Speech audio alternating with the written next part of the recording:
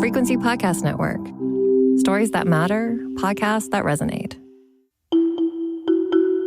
It's been around since 1971, founded in Seattle, Washington, and now Starbucks operates 35,000 stores around the world, including 1,400 right here in Canada.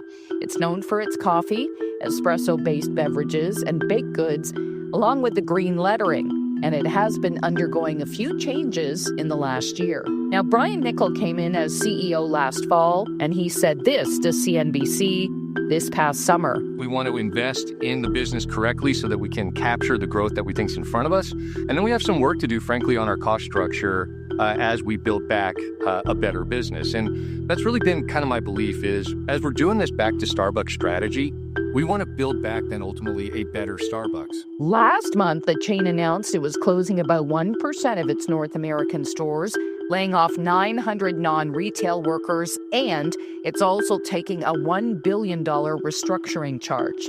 Big moves, but all for the greater good, even if it doesn't feel good right now.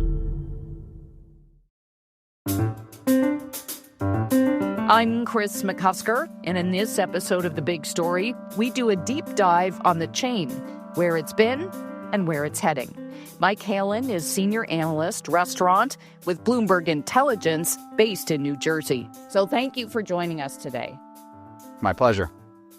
So if you could, offer sort of a broad strokes landscape on how you see Starbucks. New-ish CEO. He's been there about a year. There have been changes. It sounds like there will be more. How do you sort of see this company today? You know, I see it as a company that Brian Niccol is working hard to turn around. It's been a rough few years prior to his joining the company, and also a rough first year for him with traffic down significantly here in the United States and also in China, its two largest growth markets, right? So Brian and the team have been working hard to try to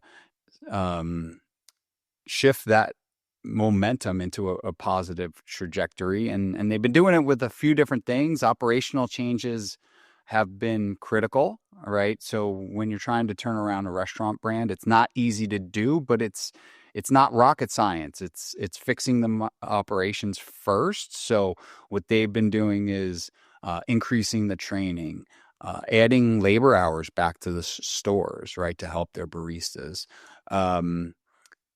They've created a smart queue algorithm. So mobile orders were taking precedence over people who were lining up in the stores for a coffee, no matter how far away that mobile order was coming from. So they're correcting that algorithm, which I think should make a big difference for customers in the store, right? And so these changes are starting to show some positive momentum. We're seeing faster speed of service. We're seeing better customer satisfaction scores. And so these are things that tend to do a little bit better and tick higher before same-store sales and traffic. So I think things are starting to move in the right direction with the operations. Then from there, it's fixing the marketing. So this is a company that's historically underinvested in marketing. And so, as you've seen, now that they feel that their operations in a good spot, you've probably seen more commercials from Starbucks, right? And so that was the right way to do it. You fix the operations and then you market to them, so when people come back to the stores or go for the first time, they have a good experience and they come back. And so now they're starting to work on innovation. So a big one recently is cold foam. We think that one could be very popular with customers.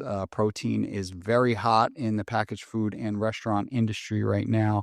They're working on new dark coffee.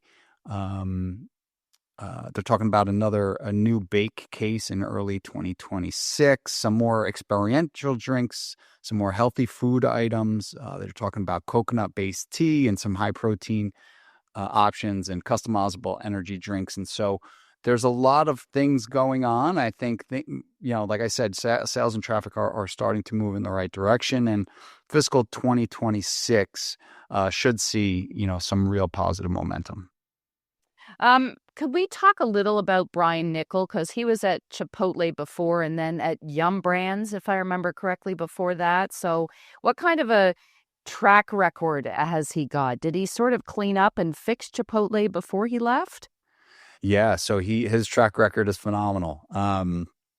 He worked at Taco Bell during an extremely strong period of growth. He was at the helm during the Doritos Locos Tacos craze, and then he parlayed that into the Chipotle CEO job, and Chipotle did phenomenally under his watch. Mid-single digits or higher same-store sales, almost every single year outside of the pandemic. It was an absolute monster. And and so now he's been given the task to turn around Starbucks.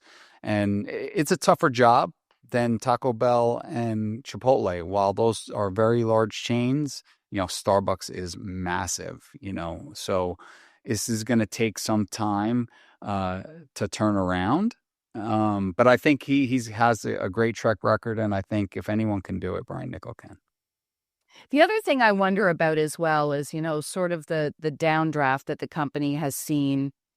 I think it's probably fair to say that it's not all his fault. It's sort of a discretionary spending. Consumers are a little more cautious, maybe. Well, that's part of it, but I'd go back and I'd say that there's been mistakes, a lot of mistakes made on the 5 years prior to him joining. So, I'd say the first big one was during the pandemic. There was a shift towards these pickup only stores. To me, that doesn't fit the ethos of Starbucks. Starbucks, people love Starbucks because when you went in there, they knew your name, they knew your order, and the hospitality was great, right? And so, just having these soulless pickup stores with no human interaction really does not fit the Starbucks brand. And what we've seen is them closing a lot of those in the last few years. Also, the prior CEO, Lakshman, he did not have a restaurant background, and there was a lot of issues there about, number one, I would say was operations in the stores slipped, right? And whenever you have any sort of slippage in service, you're going to see traffic decline, especially to your point in this economy where people are still spending at restaurants, but they're a lot more discerning, right? And so when they go and they spend their money, they're making sure that they have great service, a great product, and preferably in a great atmosphere, right? And so when your service slips, there's a big gap right now between market share winners and losers in the restaurant business. And if you're not providing a great product and a great service, you're losing traffic. And so that was definitely one of the issues. Another one was value. They increased prices too aggressively. They were nickel and diming customers with, all sorts of add-on charges and things of that nature. And the price really got ahead of itself. And so that was an issue. And the last one was, and ties into operations, was they did not have a good pacing and sequencing of limited time offers and new item rollouts and things of that nature. And so when traffic in the US started to slip and traffic started to slip in China, they just started pumping out limited time offers, new products, and it just creates a lot of noise and makes it harder to operate the cafes, and the whole experience goes south. And that's really what you saw for several years prior to Brian Niccol joining last year. I have noticed as well that prices haven't gone down. Well, they stopped charging for some of the add-ons last year. Yeah, so it was non-dairy based milks. I think there was a $1 upcharge. They eliminated those. Yeah, so I think that was the one that really stuck out. You don't expect restaurants to decrease their prices, especially in a period of time where, commodity inflation, remains stubbornly high. So, what Starbucks is trying to do is not raise their prices, right? And then hope that the customers notice that the prices at their other coffee shops are still going up, but Starbucks is kind of holding the line on price increases and reducing some of the charges on their extras. And in Starbucks' defense, the price of coffee itself has been moving higher. So yes, it has. I've been saying for a few years now that we're in a commodity bull market, and I don't think it's going to end anytime soon. So I think this elevated inflation, this 3-ish% inflation, is what restaurateurs should continue to expect, for some time going forward.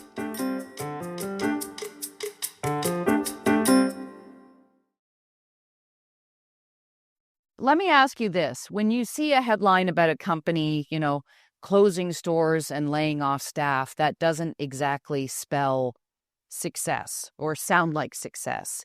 But it feels to me like the Starbucks headline is maybe different. Like this is all part of consolidation and closing some of those stores that were pickup only. And I'm also looking for clarity because it was my understanding that it was non-retail staff that were being laid off. But on this side of the border in Canada, we're hearing about some retail staff losing their job. Do you have any clarity on any of that as far as jobs go?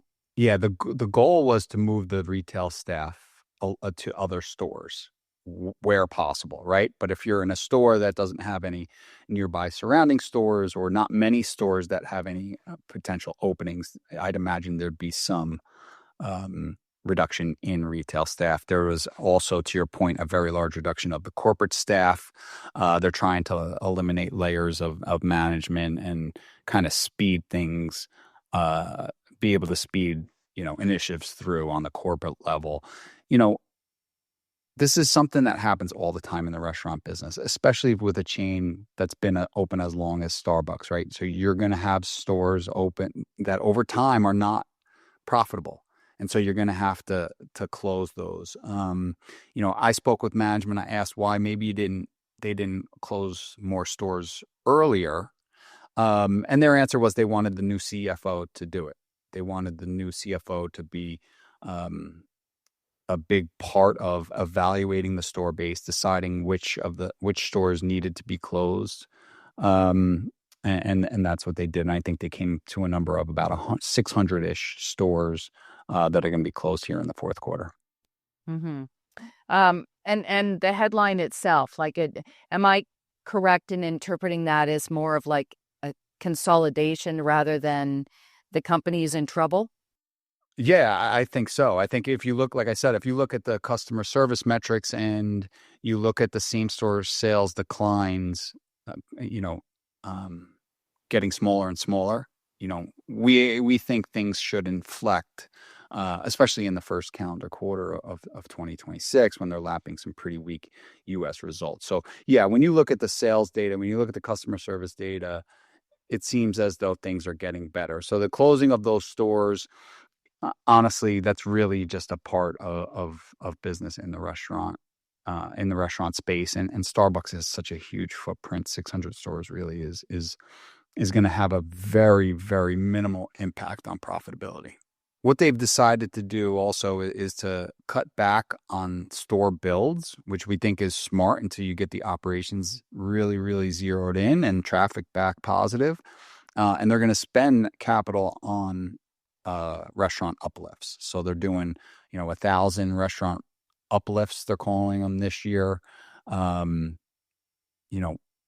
trying to create that community coffee house feel again, right? And so they're going to remodel the stores. They're going to make them more comfortable. They brought back ceramic cups and mugs to motivate people to kind of and nicer chairs and more comfortable chairs to motivate people to go back to Starbucks and be that third place, spend some more time in the cafes. And so we think it's smart. I think they're trying to get back to what made Starbucks great. Yeah, because I'm thinking pre-pandemic, people would go and hang out in Starbucks for hours. I can remember I was always the one that would go in and pick my stuff up and leave. But like you'd see people there for hours on a laptop. And the only thing that changed around that is COVID. Like, it wasn't that Starbucks did anything to deter people from going and spending hours there. It was just that the pandemic forced everyone to stay home. You're correct, but I think the mistake Starbucks made was thinking that was going to continue to be the way people used Starbucks and used coffee houses, and that has not been the case, right? Who's their competition in the U.S.? Who's the biggest competition? It depends, but there's a lot of competition coming from everywhere, so you have some of these hot new coffee shops that cater to younger consumers like Dutch Bros and Seven Brew that typically do pretty good with the energy drinks. McDonald's obviously is a competitor. Dunkin's a big competitor. In major metropolitan markets where competition is probably stiffer, they're competing with elevated coffee houses, right? Coffee houses and small coffee house chains. And they're competing with coffee at home, right? So that's been a big one. I think people, because of the higher commodity costs, the higher cost of eating out in general, and the higher cost of coffee, a lot of people are opting to make more coffee at home. I guess I wonder as well about the whole union movement at Starbucks as well, and how that has played into the overall picture of the company. And I guess how Brian Niccol has sort of navigated that as CEO. That's not an issue in Canada. Like, we have a handful of stores, I think, that are unionized. Bigger deal in the U.S. Yeah, it's less of a big deal now than it was a few years ago. So it's a very transient workforce in the restaurant industry. A lot of people don't look at it as a long-term profession, especially in the quick service business, right? And so, when you have 100% turnover or maybe more, the people that unionize, there's a good chance they're not going to be back the next year, right? And so the unions have really struggled to gain a lot of traction here with Starbucks. I think the biggest impact was a couple of years ago, some of the negative headlines that hit Starbucks around the same time as some boycotts in the Middle East over their stance or perceived stance in Israel. That kind of, I think, hurt their same-store sales for a bit. And that was probably the biggest impact. Mm-hmm. If I were to ask you today, based on your experience covering, restaurants in the U.S. and your experience with Brian Niccol, a year from now, is this still a success story in the works, Starbucks under Brian Niccol? Is it, in your opinion, sort of heading in a growth direction? Yeah, I think the overall economy is going to have a big part in where they are a year from now. I think restaurant sales, they've been solid. Restaurant stocks have been getting hit, but restaurant sales have been okay this year. They're up 1.2% through the end of September. So not terrible, not great, but not terrible.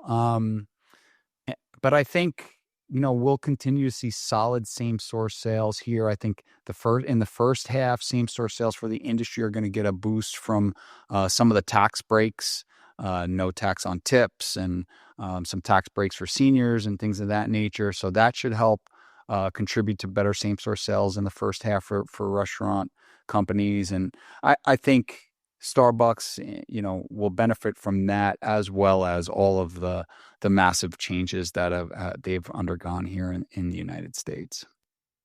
Well, and I think it's fair to say that we don't know what we don't know. And sometimes there are things that, especially now with COVID, there are things that sometimes come out of nowhere and change the game. Well, thank you so much, Mike. I appreciate you taking the time to lay it all out for us. This is great. Thanks for having me, Kris. Mike Halen is with Bloomberg Intelligence. And that wraps up this episode of The Big Story. You can send us feedback on this episode or any other by emailing us at hello@thebigstorypodcast.ca. You can find us on the Seeker app or on all of your favorite podcast players. Please rate, review, follow, and share. I'm Kris McCusker. Thanks for listening.